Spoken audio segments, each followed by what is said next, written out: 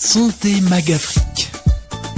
Des mots sur les mots et des diagnostics. La santé au Sahel et en Afrique. Maladies, Traitements, soins, protocoles, prévention. Un check-up hebdomadaire de l'actualité médicale en Afrique. Ifriqiya FM, Votre bien-être santé. Santé Magafrique.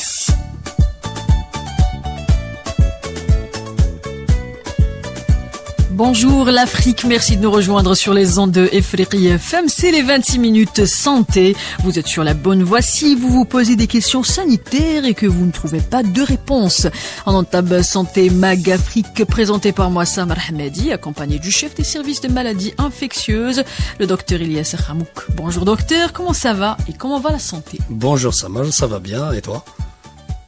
Ça va, tranquille. Alors docteur, nous allons parler aujourd'hui de la rhinite allergique. Une petite introduction avant d'aller vers le détail. Il s'agit d'une inflammation des muqueuses nasales provoquée par une réaction excessive du système immunitaire à une substance extérieure appelée allergène. Les principaux allergènes responsables de rhinite allergique sont les pollens, les acariens et les poils d'animaux.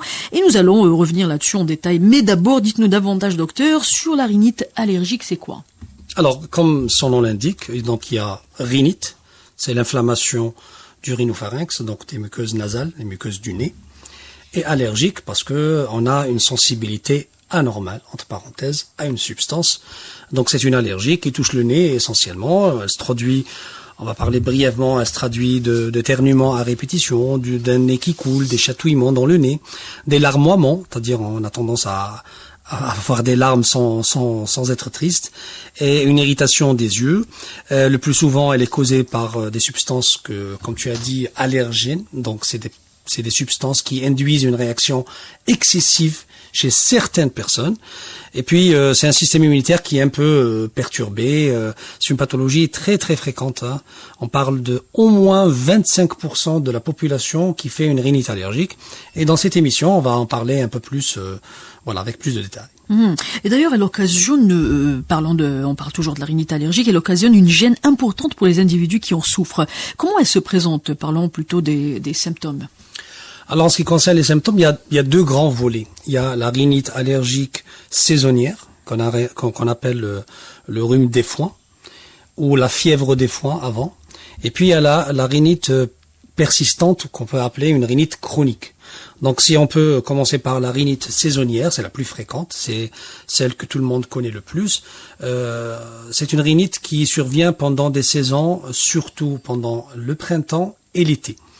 On appelait ça le rhume des foins, ou même avant la fièvre des foins, parce que ça survenait au début chez des paysans, juste après la période de foin, c'est-à-dire là où il y a quand on coupe le gazon, quand on met du foin, etc. Il y a des personnes qui font ces symptômes, c'est pour ça qu'on appelle le rhume des foins.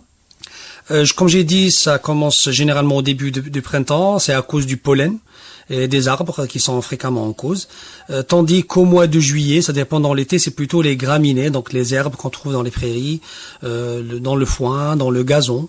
Les personnes allergiques à l'herbe à poux, par exemple, on souffre en fin de l'été lorsque la plante fleurit. Donc quand vous voyez, c'est des périodes bien déterminées, et on appelait ça la fièvre des foins. L'expression tire son origine au début du 19e siècle. À l'époque, les médecins observaient les symptômes surtout chez les paysans, après la période des foins, et on l'appelait la fièvre parce que ceux qui étaient atteints devenaient agités, devenaient un peu stressés, angoissés, parce que ça empêchait un peu de respirer tranquillement. Donc ça ressemble à une fièvre. Voilà, c'est pour ça qu'on l'appelait la fièvre des foins, puis le rhume de foin, puis actuellement le terme correct, c'est la rhinite saisonnière. Et d'ailleurs, il y a des allergies qu'on est avec docteur et d'autres qu'on développe. Est-ce qu'une rhinite allergique fait partie de la première catégorie ou de la deuxième? En fait, c'est un peu plus compliqué que ça, mais l'hérédité, elle semble jouer un rôle important dans l'apparition des allergies, et notamment la rhinite allergique. Donc, lorsque les deux parents ont une allergie, peu importe laquelle, le risque pour l'enfant de souffrir de rhinite allergique est très très important. Donc si on a les deux parents qui font une allergie cutanée, une allergie au froid, une allergie par exemple à des cacahuètes, une allergie aux fraises, une allergie aux crevettes, etc., n'importe quelle allergie, si les deux parents en sont atteints, l'enfant a de grands risques de faire une allergie, notamment la rhinite allergique. Les hommes sont plus à risque de faire une rhinite allergique que les femmes. Mais il n'y a pas que ça, parce que même si on n'a pas de parents allergiques, on peut faire des allergies soit dès les premiers mois de la vie, soit même à l'âge adulte. Il y a des personnes qui n'étaient pas allergiques quand ils étaient enfants, adolescents, et à l'âge adulte, ils développent une allergie, par exemple une allergie aux noix, une allergie aux cacahuètes, une allergie, n'importe quelle allergie, on peut la développer même si on est adulte. Donc, faut pas se dire que si je suis pas allergique alors que je suis jeune, je vais pas être allergique après. Et puis sans oublier qu'il y a d'autres facteurs de risque, par exemple la pollution atmosphérique qui augmente le risque d'allergie, parce que là les allergènes peuvent être même non naturels, ils peuvent être industriels. Et puis chose importante, l'abus de décongestionnants. Ce type de médicament avec un embout qu'on introduit dans le nez pour utiliser, quand on a par exemple une grippe, quand on a un rhume, etc., cet abus-là peut engendrer des allergies après. Donc ça, c'est parmi les causes. Mais l'hérédité est très très importante et elle a un rôle crucial pour développer des rhinites allergiques. Vous venez de dire que les hommes sont plus vulnérables que les femmes. Pourquoi ? On sait pas. C'est des questions statistiques. On sait que les hommes sont un peu plus vulnérables, mais il n'y a aucun facteur de risque par rapport à l'homme qui est particulier. Pour le moment, on ne sait pas. Et donc, on parle de sensibilité anormale. On aimerait bien comprendre les causes de cette inflammation. Parlons de susceptibilité et déclencheur. Alors exact. Vous savez que le corps humain, il a un système immunitaire qui le protège contre tous les corps étrangers, que ce soit des corps microbiens, savoir les virus, les bactéries, les parasites, etc., mais même des corps étrangers comme l'alimentation, comme des substances comme les acariens ou la poussière ou le poil d'animaux par exemple. Donc le corps, il va reconnaître que c'est un corps étranger, il va réagir. Maintenant, il y a des réactions qui sont plus ou moins normales, mais il y a des réactions qui sont exagérées.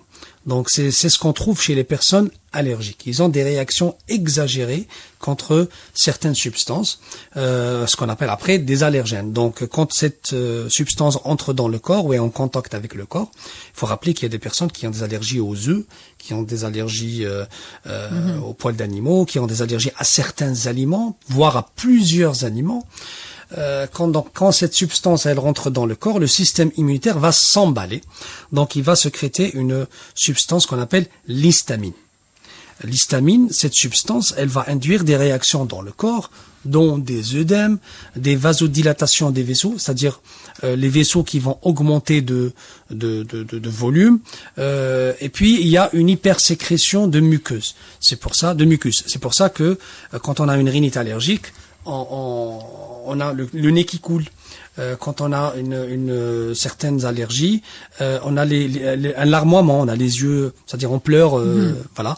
Et c'est pour ça qu'il y a des médicaments qui vont contrer cette substance qu'on appelle les antihistaminiques, parce qu'ils luttent contre cette substance qui est l'histamine. Il y a des petites allergies, par exemple des petites rougeurs, etc. Mais il y a des allergies qui sont beaucoup plus graves et qui menacent le pronostic vital. On va voir ça dans les complications. Il y a des personnes qui meurent d'une allergie. Quand ils sont très allergiques, quand ils ont en contact avec une substance, si on les prenne pas en charge rapidement, on peut mourir, notamment si on fait ce qu'on appelle un œdème de Quincke. Un œdème de Quincke, c'est quoi? C'est une inflammation au niveau de la gorge, de la langue, au niveau de la gorge, et ça va s'inflammer, donc ça va augmenter de volume, et ça va boucher la voie respiratoire. Donc on meurt asphyxié. Ça, c'est certains types d'allergies. D'allergies très développées. Mais pour la rhinite allergique, généralement, c'est moins grave parce que ça touche la muqueuse nasale, et on sait très bien que même si le nez est bouché, on peut respirer par la bouche. Voilà. La susceptibilité allergique est-elle souvent héréditaire? Parce qu'on a parlé d'hérédité. Oui, je viens de le dire, l'hérédité joue un très très grand rôle. On a des familles d'allergiques. pour certaines substances. Par exemple, on trouve des familles qui ne supportent pas le pollen à chaque fois qu'il y a le printemps. On a toute la famille qui a le nez qui coule, qui a des chatouillements au niveau du nez, qui n'arrête pas d'éternuer. Pourquoi je l'ai dit? Parce que pendant la saison printanière, on a des arbres qui fleurissent, on a le pollen qui est emmené par le vent. Donc l'hérédité est très très importante et joue un rôle crucial. Et on a, comme je l'ai dit, beaucoup de familles d'allergiques. Toute la famille est allergique, comme on peut avoir une personne ou deux personnes. Il y a l'hérédité, mais il y a aussi des facteurs personnels. Voilà. Donc ce n'est pas toujours héréditaire. Non, c'est pas toujours héréditaire. On parle d'allergènes, donc quels sont les principaux allergènes en cause ou les types?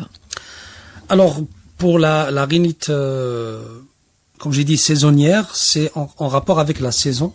Donc c'est plus le pollen en printemps, c'est plus le foin, le gazon, etc. Mais il y a la rhinite persistante. Alors la rhinite persistante, c'est une rhinite qui dure toute l'année. Donc avec des épisodes, par exemple une fois par semaine, 2 fois par semaine, mais pendant toute l'année. Alors il y a 2 types pour la rhinite persistante. Il y a une rhinite qui n'est pas allergique, qu'on appelle la rhinite vasomotrice. Elle apparaît généralement après l'âge de 20 ans et survient souvent en situation de stress. C'est des personnes qui passent par des périodes difficiles et qui commencent à avoir les mêmes symptômes, donc le nez qui coule, des chatouillements, des éternuements, etc. Comme il y a la rhinite d'origine allergique et qui est en rapport avec une persistance de l'allergène pendant toute l'année. Ça, c'est surtout les acariens. Parce que les acariens, il existe dans les maisons, il existe dans la laiterie, donc tout ce qui est le lit, les draps, les couettes, les oreillers, etc. Et il peut persister toute l'année, donc induire des résistances, des rhinites chroniques, des rhinites persistantes. Mais les autres causes, on a d'autres substances qui peuvent induire des rhinites, comme la fumée de cigarette. Il y a des personnes qui ne supportent pas la fumée de cigarette et qui peuvent développer une rhinite allergique. Il y a la pollution aérienne et d'autres irritants des voies respiratoires, comme les gens qui travaillent dans les stations essence avec des produits qui respirent pendant toute l'année, que ça peut induire une rhinite.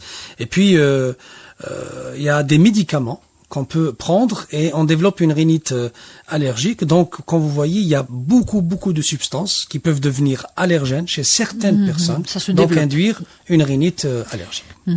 Donc, allons dans le détail, on parle de rhinite allergique saisonnière ou rhume des foins ou rhinite persistante. Qu'est-ce qui caractérise et différencie ces trois? Qu'est-ce qui vous fait distinguer l'une de l'autre, une allergie de l'autre?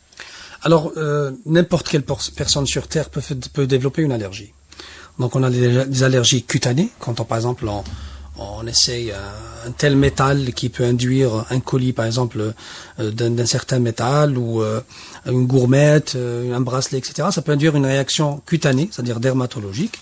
On peut développer une allergie si on mange certains éléments, si on prend certains éléments, comme on peut être allergique à des facteurs dans l'air. Et certainement, quand il y a des facteurs dans l'air, c'est là où on fait des rhinites allergiques, parce que c'est le nez qui est la porte d'entrée de ces substances.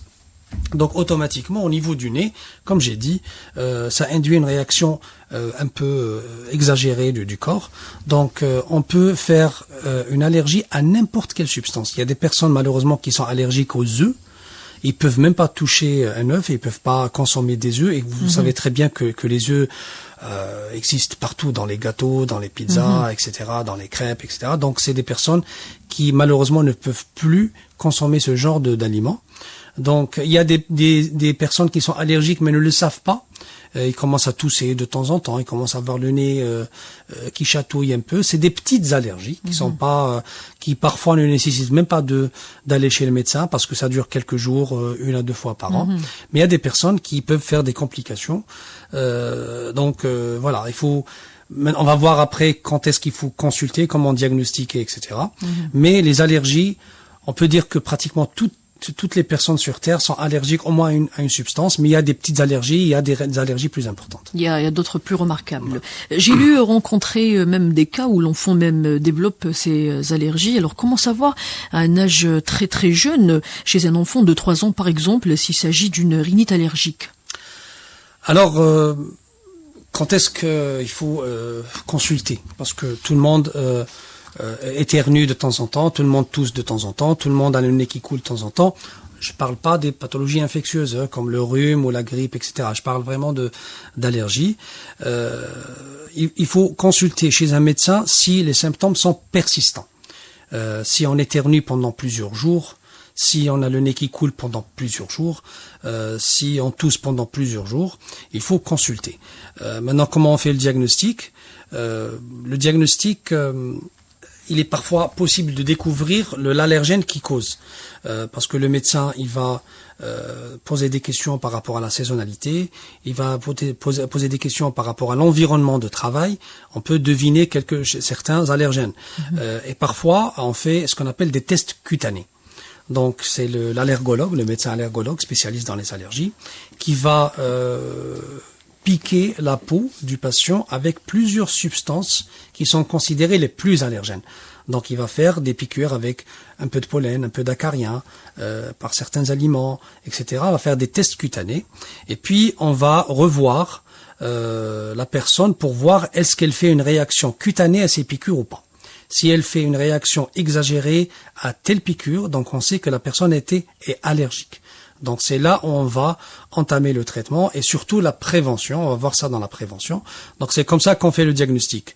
La rhinite allergique, le diagnostic est clinique, mais pour l'allergène, pour savoir quel est le responsable, c'est les tests cutanés chez le médecin allergologue. Nous allons parler sur le diagnostic en détail. Et quels sont maintenant les signes qui peuvent nous dire « Ah, il se peut que je fais preuve d'une rhinite allergique », parlant surtout des plus graves et urgents. Alors les symptômes de la rhinite allergique... Les signes plutôt, les signes. Oui, les signes, c'est le nez qui pique, qui coule, et des sécrétions très liquides, des démangeaisons, des larmoiements, des rougeurs aux yeux, des éternuements en série, une congestion nasale. Ça ressemble un peu à un rhume, mais ça persiste longtemps. Une tension dans la région des sinus, des maux de gorge, des démangeaisons dans la gorge. Donc ça, c'est les signes qu'on trouve le plus.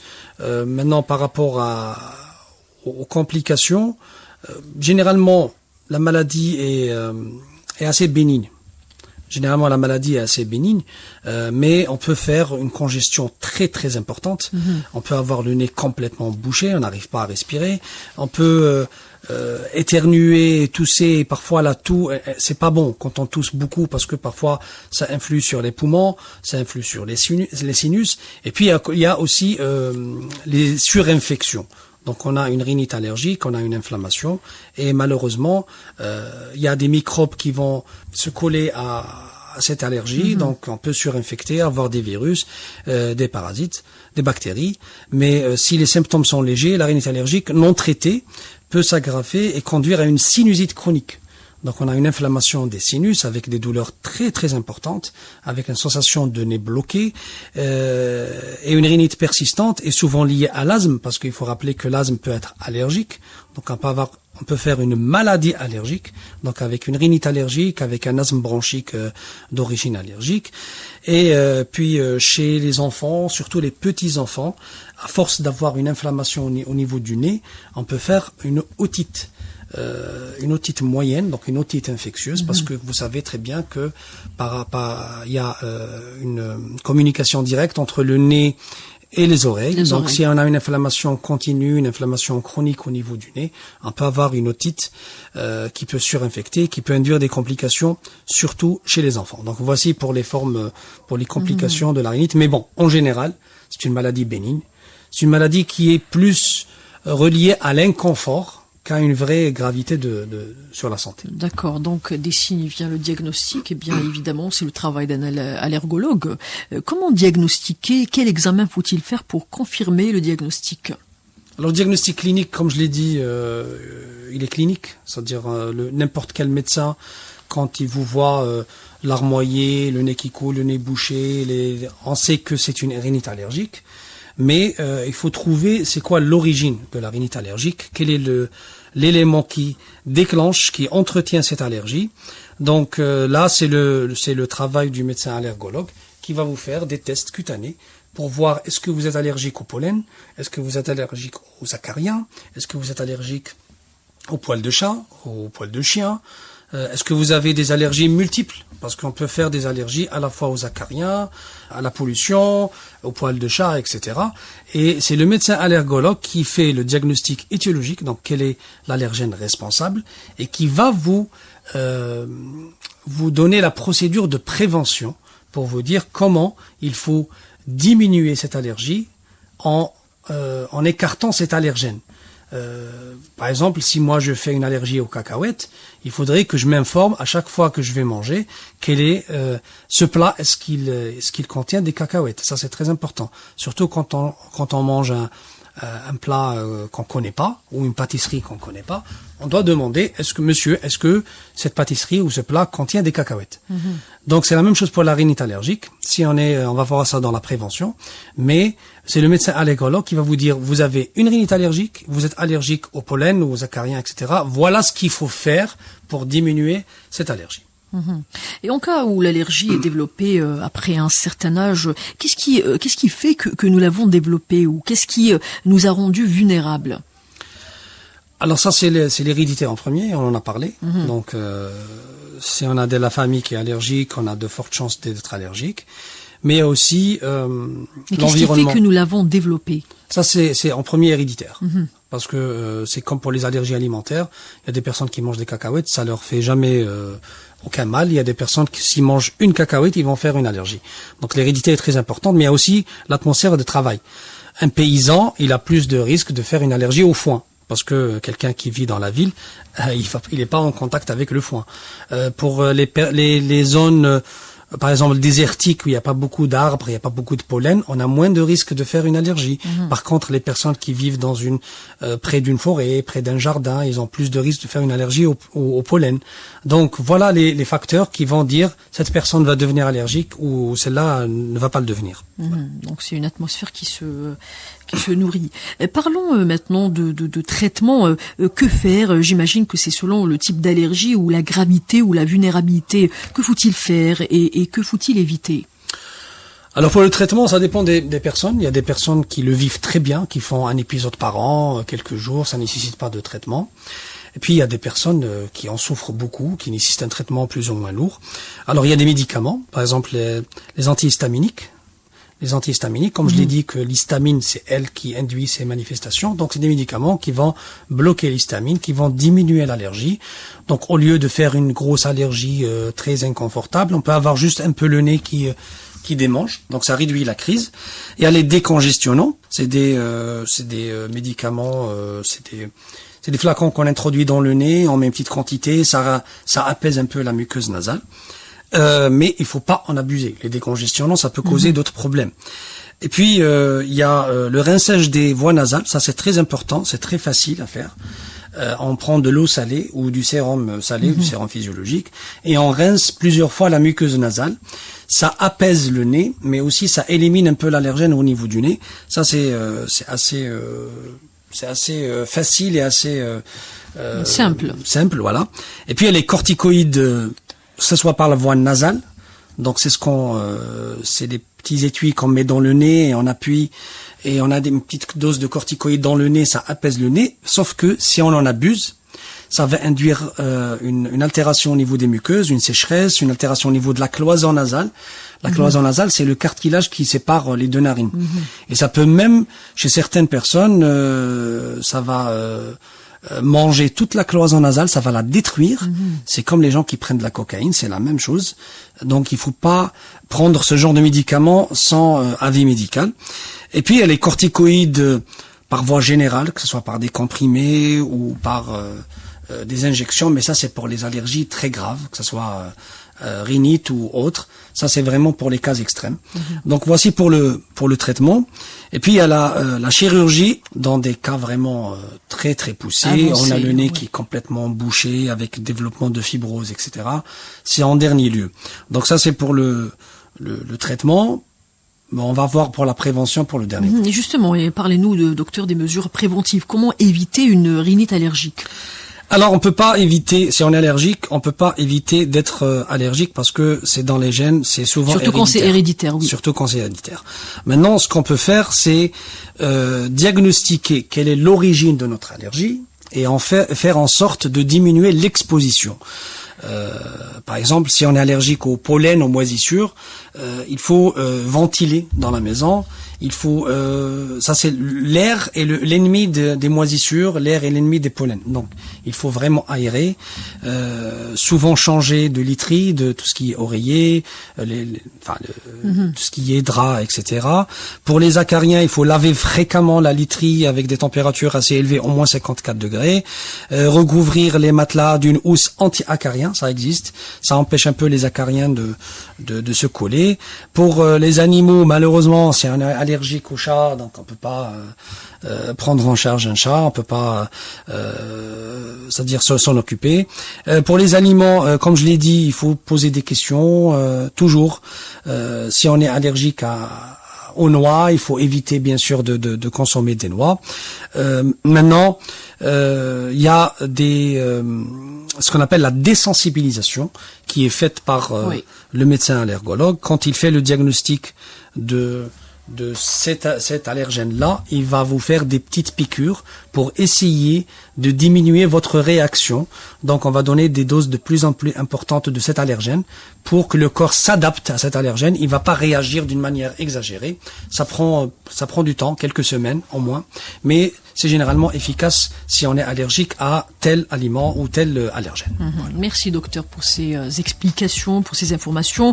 Nous sommes arrivés à terme de ce numéro. Thème du jour, la rhinite allergique, vous a été présenté par moi, Samar Hamadi, accompagné du docteur Ilyas Khamouk, chef de service des maladies infectieuses. Merci d'avoir suivi ce numéro avec nous. Notre rendez-vous se renouvelle mercredi prochain, même heure, même station. D'ici là, prenez soin de votre santé et de votre communauté.